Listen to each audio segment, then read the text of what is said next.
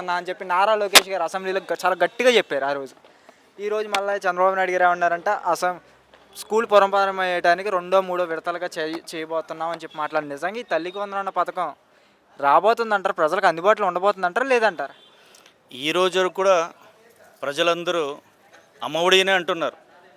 తల్లికి వందనం అనేది ఇంతవరకు ఎవరికి ఐడియా కూడా లేదు. ఎందుకంటే ఇస్తే అప్పుడు తల్లికి వందనం అంటారు. ఈరోజు కూడా ప్రతి ఒక్కరు ఇంకా అమ్మఒడి రాలేదు, ఇంకా అమ్మఒడి రాలేదని అంటారు.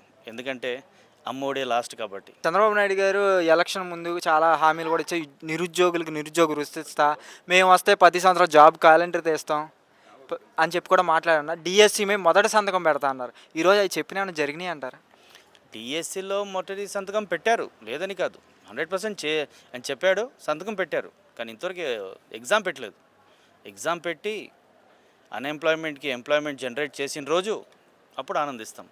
అంతవరకు వేచి చూస్తాం. కానీ రాష్ట్రం ఈ సూపర్ 6 చూస్తే భయం వేస్తుందని కూడా చంద్రబాబు నాయుడు గారు అంటున్నారు. మరి ఎలక్షన్ ముందు సూపర్ 6 మీద ఎంత బడ్జెట్ పడుతుందో తెలియలేదంటారు. అప్పుడు ఎందుకు తెలియదండి, ఒక మాజీ ముఖ్యమంత్రి గారు, ఆయనకి ఎంత బడ్జెట్ ఉంది, ఎంత అప్పులు ఉంది, మొత్తం ఐడియా ఉంది. అయినప్పటికీ ఇస్తామని చెప్పారు. ఇప్పుడు ఇంకా ఆల్మోస్ట్ 11 months అయిపోయింది. ఇంకా చూద్దాం, ఇంకా 4 సంవత్సరాలు ఉంది. వేచి చూడాల్సిందే. జనాలు కూడా ఆంధ్రాలో ఉన్న మొత్తము ప్రతి ఒక్కరు వేచి చూస్తున్నారు. అంటే చంద్రబాబు నాయుడు గారి పాలసీ అంటే, జగన్మోహన్ రెడ్డి పథకాలు ఇచ్చి జనాలు సోమరిపోతులు చేశాడు, నేను ఆ విధంగా నేను సోమరిపోతులు చేయను అని చెప్పి మాట్లాడుతున్నారు. నిజంగా పథకాలు ఇస్తే సోమరిపోతులు అవుతారా?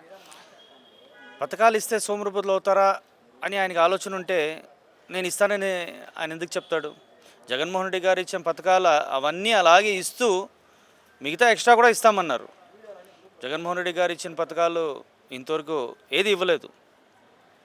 ఇంకా దానికంటే ఎక్కువ ఇస్తామన్నారు. ఇచ్చినప్పుడు చూద్దాం.